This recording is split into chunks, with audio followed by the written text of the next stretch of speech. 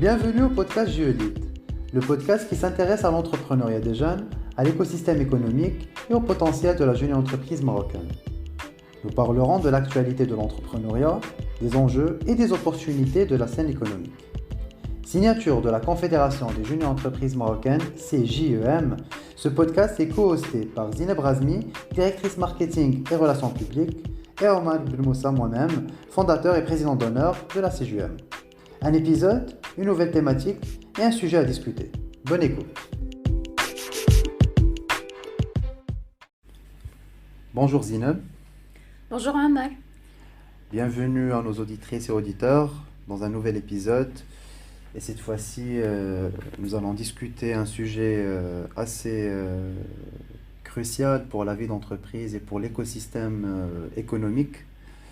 Et on parlera de l'incubation et des programmes d'accompagnement qui sont destinés aux porteurs de projets, aux start-upers, et principalement ces incubateurs entre réalité et attente. Et du coup, pour commencer, il est légitime de discuter l'existant, de discuter la réalité de l'incubation à l'échelle nationale aujourd'hui, les différents programmes d'accompagnement qui sont lancés, en se basant sur les différents fonds d'accompagnement ou bien les différentes stratégies de RSE d'entreprise ou fonds étatiques qui sont débloqués.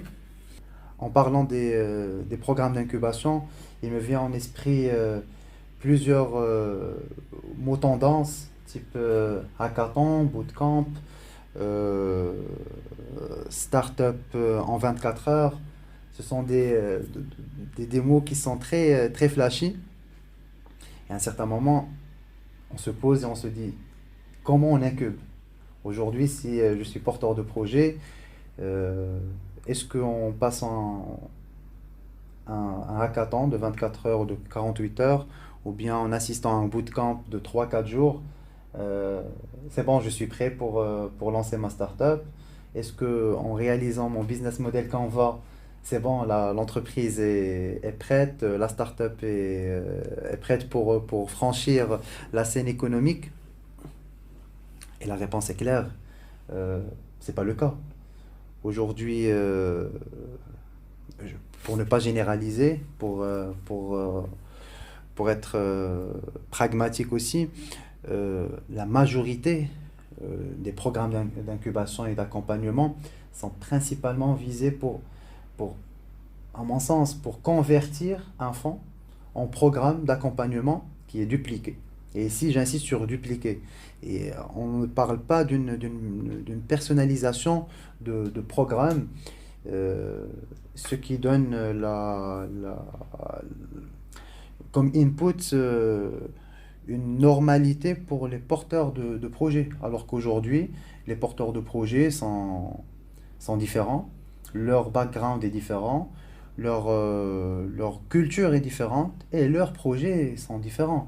Et dans ce sens, on ne peut pas proposer un programme euh, standard pour une multitude de porteurs de projets qui viennent d'environnements différents. En effet, pour donner ma propre lecture de la scène économique actuelle, bien sûr, et de ce rapport entre un incubateur et un incubé, justement, aujourd'hui, plusieurs de ces incubateurs ont perdu leur légitimité.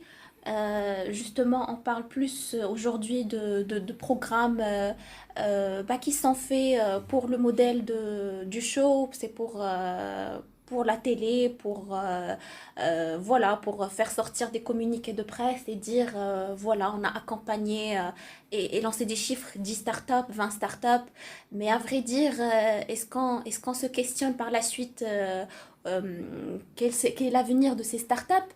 Ou est-ce qu'on s'est jamais questionné qu'en est-il de ces startups qu'on a incubées dans le cadre d'un programme ou dans le cadre d'un hackathon organisé? Donc justement, alors pourquoi ces incubateurs n'ont pas une grande légitimité?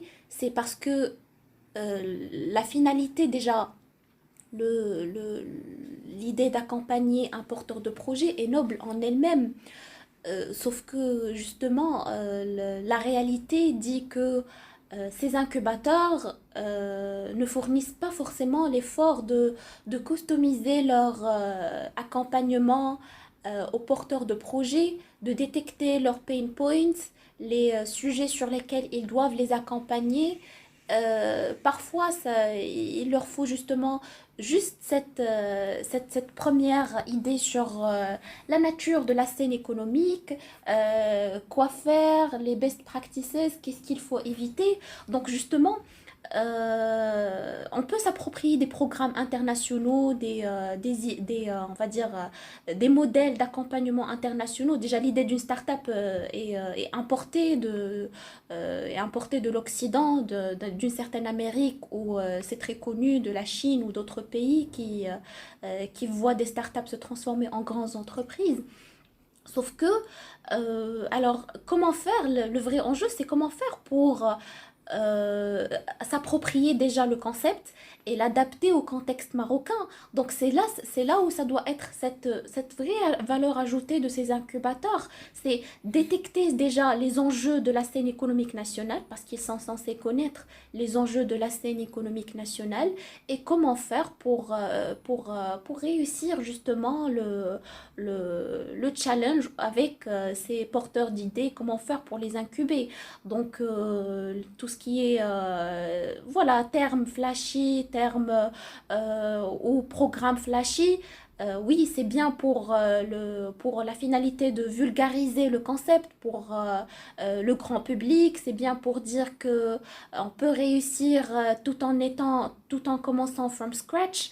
Mais c'est aussi important de penser que la finalité derrière, ce n'est pas avoir des fonds ou voilà, gagner des fonds d'accompagnement et par la suite, voilà, ne pas avoir des entreprises qui créent de la vraie valeur ajoutée. Et là, du coup, la question qui se pose, si la scène économique nationale a vraiment besoin de start-up, si pour évoluer en termes économiques et entrer en concurrence avec les autres start-up du monde qui ont réussi le challenge, la vraie question c'est qu'est-ce qui nous manque, nous, Marocains, pour justement avoir des programmes d'accompagnement qui font leurs preuves et qui font en sorte de vraiment accompagner vers la réussite des startups. Du coup, pour répondre à cette problématique, qu'est-ce qui manque? Il est nécessaire de démystifier déjà aujourd'hui le programme existant. Il est nécessaire aussi de comprendre qu'est-ce qui se passe et il est nécessaire aussi, voire primordial, de, de faire une sorte d'introspection et de dire qu'est-ce qu'il faut améliorer. Aujourd'hui, si on parle d'un programme d'accompagnement, c'est principalement, c'est malheureux, mais il est basé sur un programme de formation, sur des formations qui sont tellement on en a vu, tellement on en a entendu, des formations en gestion de projet, en pitch commercial, en élaboration d'un business model Canva, d'un accompagnement stratégique. Ici, j'entends par stratégique stratégique basique, c'est mettre en place une stratégie commerciale, une stratégie marketing pour que vers la fin on sort avec un business model qui est le livrable du hackathon ou bien du bootcamp. Si on est bien avancé sur la partie programme d'accompagnement, on va trouver une sorte de programme qui permet de concrétiser, entre autres, des petites simulations de gestion de projet, des petites simulations de, de pitch commercial ou encore des simulations de, de parrainage entre entreprises et startups ou collaboration inter-startups. Sauf que l'enjeu aujourd'hui, c'est au-delà d'être formé sur un volet général, mais plutôt comprendre aujourd'hui quel est le vrai manque à gagner. Si aujourd'hui je suis porteur de projet et j'ai une bonne maîtrise sur la partie technique, sur la partie opérationnelle du projet, ben, le vrai manque à gagner, le vrai besoin, c'est un besoin sur la partie financière. Et ici vient la définition du rôle et de la responsabilité civile et citoyenne de l'incubateur en tant qu'accélérateur et en tant que facilitateur. Et du coup, c'est une entité qui vient pour combler ce manque tout en euh, garantissant cette autonomie. Ici, j'insiste bien sur ce volet. Parce qu'aujourd'hui, si un incubateur va accompagner une startup, c'est pas pour l'absorber, c'est pas pour garder toujours le doigt et la main sur cette startup, mais c'est vraiment pour créer des entreprises et créer une valeur qui est autonome, qui va rouler, qui va avancer en toute autonomie. Et il ne faut pas créer cette dépendance. Euh, et du coup, ça va être une bonne transition pour parler du rôle de l'incubateur euh, en se basant sur les attentes de l'incubé, en se basant sur les attentes des startups et des porteurs de projets. Ben, c'est un vrai, je vais résumer en disant que c'est un accélérateur, c'est un catalyseur et c'est une, une entité qui va accompagner mais avec des programmes qui sont spécifiques, avec des programmes qui sont personnalisés, avec des programmes qui sont customisés. Euh, L'idée aujourd'hui, c'est d'accompagner au-delà des chiffres communiqués, mais c'est d'accompagner en qualité. Et il est temps de, de communiquer plutôt la qualité de cet accompagnement plutôt que dire on a accompagné 100 startups alors que par la suite on voit une ou même pas qui voit le jour. Effectivement. Du coup, le modèle idéal aujourd'hui de l'incubateur, en tout cas tel que l'on souhaite qu'il existe, euh, ça doit être un incubateur qui justement crée de la vraie valeur ajoutée chez le porteur de projet. Et du coup, la vraie valeur ajoutée, c'est quoi? Ça va dépendre, c'est du cas par cas, ça va dépendre justement des besoins du porteur d'idées, du besoin du start-upper. Donc, ce qui est primordial d'abord, c'est de détecter les douleurs de ce porteur de projet. Qu'est-ce qui ne va pas? Et surtout garder en tête qu'in fine, la finalité d'une incubation, c'est de faire en sorte que la start-up fonctionne à elle-même et soit autonome, comme tu l'as bien expliqué, Omar. Donc, un incubateur a le rôle d'abord et avant tout de rapporter des gains à l'entreprise, c'est-à-dire lui faire signer des affaires.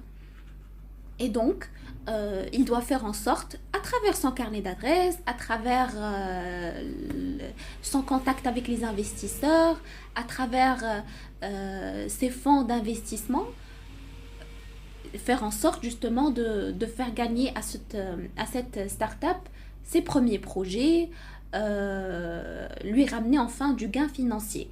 Et bien sûr, il y a des étapes intermédiaires à franchir avant il y a des étapes intermédiaires à franchir avant d'atteindre, bien sûr, cette étape d'entreprise autonome, à savoir, bien sûr, l'accompagnement sur toute la partie stratégique. Bien sûr, nous, on n'est pas en train de dire qu'on n'a pas besoin de stratégie, qu'on n'a pas besoin de business plan, qu'on n'a pas besoin de modèle de fonctionnement de l'entreprise.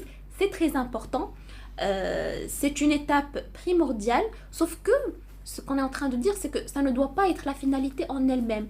C'est-à-dire, on a beau avoir le meilleur business model, on a beau avoir la meilleure stratégie commerciale, le meilleur plan de communication, le meilleur plan la meilleure étude de marché, sauf que ça n'empêche en aucun cas que la start-up ne voit même pas le jour. Et du coup, ce qu'on cherche d'un incubateur, c'est qu'il accompagne justement sur toutes ces étapes, mais ils ne doivent être que des étapes intermédiaires pour pénétrer le marché, pour vendre, pour créer de la valeur financière à l'entreprise. Et du coup, si j'ai à résumer l'intervention de l'incubateur, C'est d'abord en amont, c'est détecter justement les douleurs et puis accompagner pour résoudre ces problématiques. Ça peut être en fait un accompagnement sur les techniques de vente, ça peut être un accompagnement sur le choix des solutions, ça peut être un accompagnement sur aussi le choix des équipes, le choix des ressources, la mise en contact avec les fournisseurs, la mise en contact avec les clients, ou toutes ces étapes-là. Et puis par la suite, la finalité, c'est de dire par la suite, moi, autant qu'incubateur, combien de startups ou combien de porteurs de projets ai-je accompagné pour la réussite? Combien de porteurs d'idées et combien d'idées déjà qui se sont transformées de leur étape embryonnaire à l'étape d'une entreprise qui fonctionne, une entreprise qui génère de la valeur ajoutée et qui génère de la valeur financière également. Un incubateur, c'est une fonction noble en elle-même, sauf que ça ne doit pas relever en fait, de la pratique de hackathon et de la pratique euh, on va dire, de modèles qui ne fonctionnent pas forcément.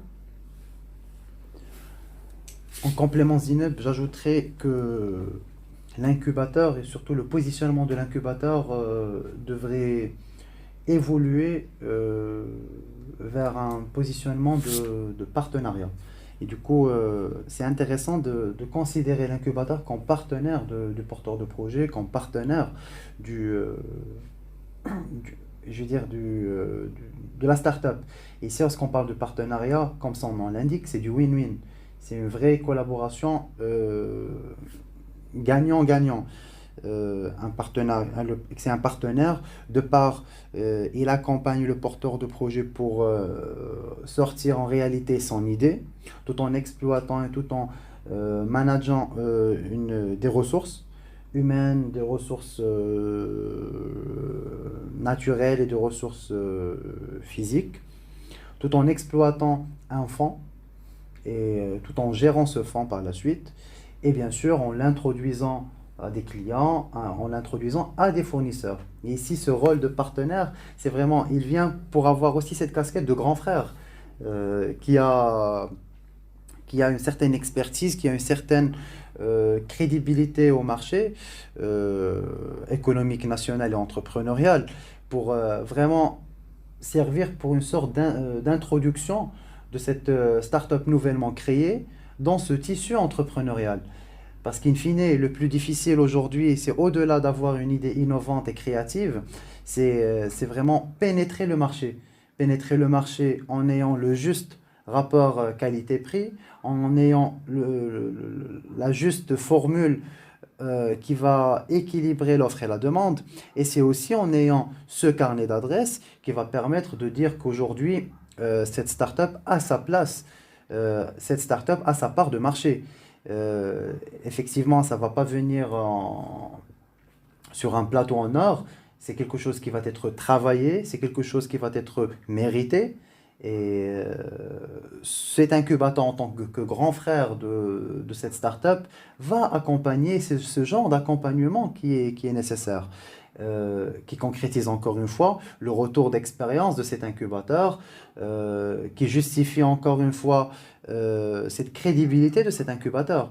Parce qu'in fine, si l'incubation, c'est juste designer un programme de formation et l'appliquer, le dupliquer, euh, tout le monde pourrait être incubateur, tout le monde peut devenir incubateur.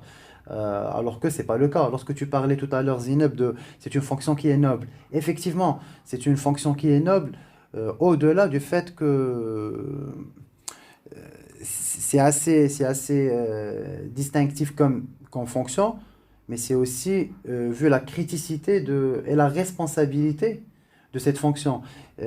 Tellement ça permet de je vais pas dire, on va pas être très, très fanatique et dire que ça détient le sort des porteurs de projets, mais entre autres, c'est un élément primordial et crucial pour réussir ou non la startup.